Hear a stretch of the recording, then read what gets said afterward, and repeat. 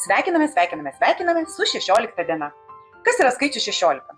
16 artėja prie 21, o 21 mokslininkų teigimu yra tas skaičius, dienų skaičius, per kurį galime išsiugdyti naujus sveikus įpročius ar atsisakyti senų blogų.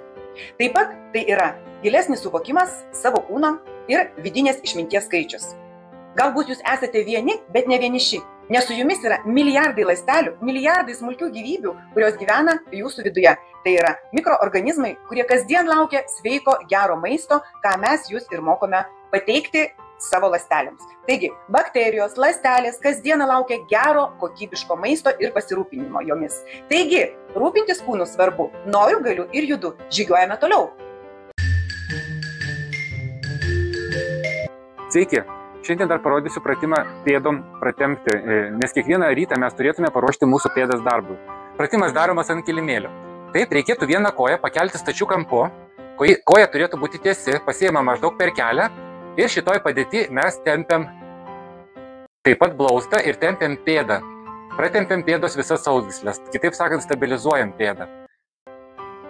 Tokioj padėti laikom 15-20 sekundžių iki pusės minutės, tada ištempiam pėdą.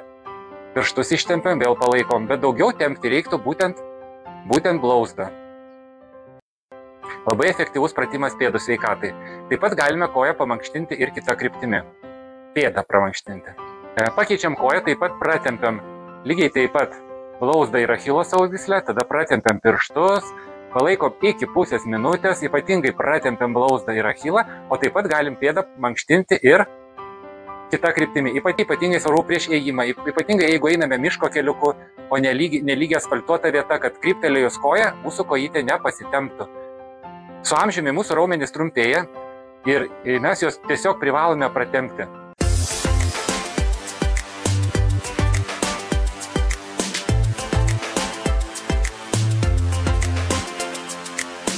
19 amžiaus pabaigoje, 20 amžiaus pradžioje Azijos šalyse tarp jūreivių ir kareivių pastebėta labai keista liga. Tai yra žmonės silpo, patirdavo raumenų atrofiją, širdies sutrikimus, o kartais net mirdavo. Ir niekas negalėjo suprasti, kas tai per liga. Ir mokslininkai ją pavadino beri-beri liga, o tai reiškia negali. Kas atsitiko? Kodėl pradėjo sirgti? Jeigu iki tol žmonės, kiniečiai, japonai valgė natūralius ryžius, o natūralūs ryžiai tokie patrusvi, tai pradėjo sugalvoti juos šlifuoti, nes tipo negražūs, rudi ir panašiai. Taigi ryžiai buvo be sėlenų, ryžiai buvo be gemalo ir būtent Japonijos gydytojas Takaki nustatė, kad pagrindinė priežastis, kodėl šitie kareiviai ir jūreiviai ėmė sirgti, tai yra vitamino B1 trūkumas. Taigi, kada baltojo ryžio grūdas yra nušlifuotas, pašalintas lukštas, sėlenos ir gemalos, jis praranda visą tai, kas mums yra svarbiausia – vitaminą B, mineralą ir antioksidantus. Taigi, kai žmonės valgo daug baltų ryžių ir jų racione nebelieka tiamino, šito B1 vitamino, organizmas nebegali tinkamai gaminti energijos ląstelėse ir prasideda įvairiausi simptomai. Ir atminties praradimas, ir miego sutrikimas, ir energijos trūkumas. Aš žinojote, kad viena mažiausių ryžio dalių yra gemalas, kuris yra viduj grūdo ir jisai slepia tikrą sveikatos lobyną. Ir tai yra būtent juodųjų ryžių gemalas. Tai jau nebe paprastas ingredientas, o praktiškai super maistas. Ir aš visą laiką sakau, yra daug skaniau valgyti gerą kokybišką maistą, negu vien tik tai ryti vitaminus, kurie yra supakuoti į piliulę ir kainuoja daug brangiau negu kad natūralus maistas. Ir šiandien aš jums noriu papasakoti, kodėl juodųjų ryžių gemalai yra tokie naudingi senjorams ar moterims, kurias kankina menopauzės simptomai. Na ir aišku, tie, kurie nori išlikti energingi, sveiki, ypač dirbantis jaunimas, kasgi slepiasi juodųjų ryžių gemaluose. Na, atrodo, nors tai vos keli procentai grūdo, bet vis dėlto jie yra labai galingi. Ir nebereikalo gamta padovanojo tiek vaisiams, tiek uogoms, tiek grūdams skirtingas spalvas. Vat jūs įrodo, kuo intensyvesnė, tamsesnė spalva produkto, tuo jisai turi stipresnius antioksidantus. Antocianinai pigmentai suteikia būtent juodą tamsią spalvą tiek uogoms, tiek grūdams. Ir ši spalva, šie antocianinai lėtina senėjimą ir gerina kraujotaką. Taigi mokslininkai nustatė, kad mūsų biologinis amžius gali būti sustabdytas dėka, kaip mes elgiame su savo kūnu. Tai tyrimai rodo, kad štai šitie antocianinai gali sumažinti uždegimus ir oksidacinį stresą. Tai yra du pagrindiniai veiksniai prisidedantis prie lėtinių ligų. Ir tai yra visai nesenai 22 metais atlikti tyrimai. Na ir vitaminas E, dar vienas antioksidantas, kuris padeda išlaikyti odą elastingą, stiprina imunitetą ir mažina uždegimus. Ir žinote, kasdien ryžių tai nevalgysi, todėl, sakysim, aš mūsų šeimai naudoju jau koncentruotą produktą, tai yra juodųjų ryžių gemalai.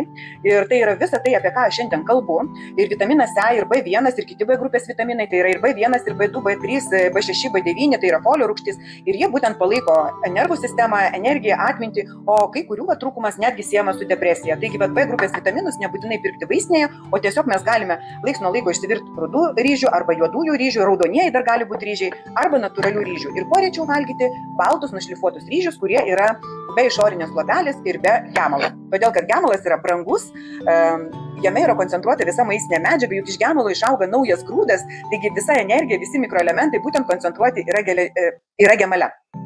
Kas dar čia yra puiku, kad su gemalu, kuris yra sudėtas štai šitą nedidelę dėžutę, yra ir geležis, ir cinkas, ir magnis, o tai yra labai svarbu ir kraujui, ir kaulams, ir geram miegui, ir atsparumui stresui.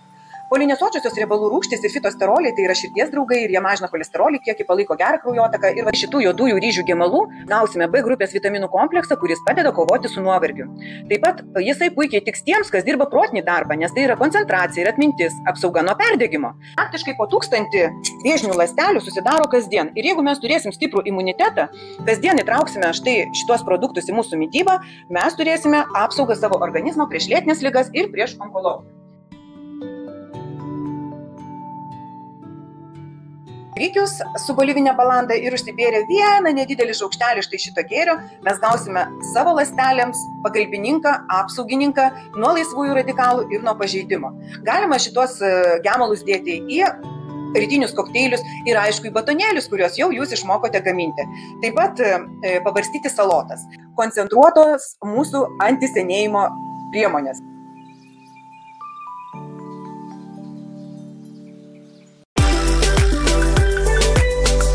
Kalbėsime toliau apie anti-age produktus. Tai yra produktai, kurie stabdo mūsų senėjimą. Ir žinote, mano knygoje rasite būtent apie mėlynosius kopūstus. Vieną iš pirmųjų dalykų, kurių tikrai verta kuo dažniau įtraukti į savo racioną. Ryškiai violetinė spalva, tai reiškia, kad jūs galėsite sustabdyti jaunystę, pagauti ją už uodegos. Todėl, kad tai yra jūsų kiekvienos ląstelės apsauga. Tai yra mūsų stiprus sveikas imunitetas, stiprus kaulai. Tai dar viena ypatybė, tai yra gliukozinolatai štai va šitoje daržovėje. Ir jie yra labai svarbus, nes tai yra sieros junginiai, už tai tie mūsų kopūstai šiek tiek tokie aitresni yra. Ir mėlynasis kopūstas priklauso kryžmažiedžių šeimai, kaip ir brokoliai, kalafiorai, briuselio kopūstai. Ir štai šitie sieros junginiai mūsų organizme virsta tokiais stipriais priešvėžiniais junginiais, kurie vadinasi sulforafanu. Ir nebereikalo daugelis priešvėžinių tokių papildų, jie yra gaminami naudojant štai šitas kopūstinės daržovės. Bet sulforafanas ir indolai esantis kopūstuose padeda mūsų kepenims šalinti kenksmingas medžiagas, slopinti uždegiminius procesus ir netgi sulėtinti vėžinių ląstelių dauginimąsi. Ir šiandien mes štai šitą mėlynąjį kopūstą derinsime su arba feta sūriu, pavyzdžiui, vyrui patinka feta sūris, tai jam derinsiu su feta sūriu, o savo švelnesnį variantą pasirinkau, tai yra su burata sūriu. Ir kad mūsų kopūstas būtų švelnesnio skonio, derinsime jį su džiovintais obuoliais, o vasarą jau derinu su pirmaisiais alyviniais obuoliais. Nuostabaus skonio, kvapo ir naudos priduos cinamonas, bet geriausia naudoti lazdelę, jeigu neturite lazdelės, gali būti ir maltas cinamonas. Ir aišku, priešvėžiniai du produktai, tai yra ciberžolė ir pipiras. Druską bersime visiškai pabaigoje, todėl kad jeigu feta sūris yra sūrus, tai reikės mažiau druskos, o burata yra švelnesnė ir mes druską dėsim pačioj pabaigoje. Dar vienas priešuždegiminis prieskonis yra lauro lapai, kurį įdėsim į troškinį. Kad būtų skanus mūsų patiekalas, mes naudosime ir balzaminį actą. Dažnai matote, kad aš salotų padažams ir šiaip įvairiausiams troškiniams naudoju ir balzaminį actą, tačiau vėlgi reikia mokėtis rinktis. Pasiemat etiketę ir skaitot. Balzaminiam actą turi būti tik tai 2 ingredientai. Tai yra virta koncentruota vynuogių mėsa ir vyno actas. Daugiau nieko neturi būti. Jokių dažiklių, jokių kvapiklių, jokių ten ir panašiai. Taigi imkimės darbo. Ši daržovė dar ir turi vitamino K, kuris padeda išlaikyti stiprius kaulus, vitamino C, kuris svarbus mūsų imuniniai sistemai, todėl troškinys turi gamintis labai greitai, kad kuo mažiau žūtų vitamino C. Ogi žinote, kad vitaminas C padeda ir kolageno gamybai, kad būtų mūsų oda elastingesnė ir stipresnė.